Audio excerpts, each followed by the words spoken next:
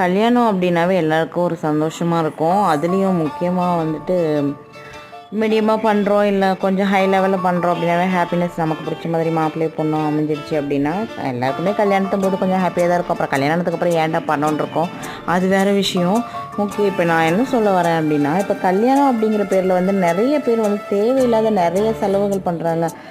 தேவையில்லாமல் வந்துட்டு எப்படி சொல்கிறது, இந்த டிஜே அப்படின்னு சொல்லிட்டு ஒன்று வைப்பாங்க. அது சம்மந்தமே இல்லாமல் ஆடுவாங்கங்க.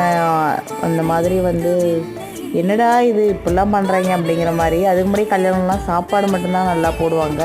நல்ல ஒரு மண்டபம் பார்ப்பாங்க, பொண்ணு மாப்பிள்ளை நல்லா இருக்காங்களா, தாலி கட்டும்போது எல்லோரும் பார்க்கணும் அப்படிங்கிறதெல்லாம் நினைப்பாங்க. இப்போ அப்படிலாம் இல்லைங்க. அவங்க ரிசப்ஷனில் வராங்க, ஆடுறாங்க, இந்த பாப்கார்ன் ஐஸ்கிரீம் அப்படின்னு எக்ஸ்ட்ரா இந்த இதெல்லாம் கொடுத்து கல்யாணம் பண்ணுறவங்களுக்கும் எக்ஸ்ட்ரா செலவு. இப்போ இருக்கிற ஜென்ரேஷனில் இந்த மாதிரி பண்ணுறதுனால தாங்க அதை பார்த்து நிறைய பேர் வந்து நமக்கு இப்படி பண்ணல, அதுக்கு அப்படி பண்ணல அப்படின்னு சொல்லிட்டு நிறைய பேர் கெட்டு போயிட்டு வீட்டில் நிறைய கடன் வந்து சேருது. ஸோ நம்மளால் முடிஞ்சது நமக்கு ஏற்ற மாதிரி பண்ணிக்கிறது தான் எல்லாருக்குமே நல்லதுங்க. பி ஹாப்பியாக இருக்கணும்.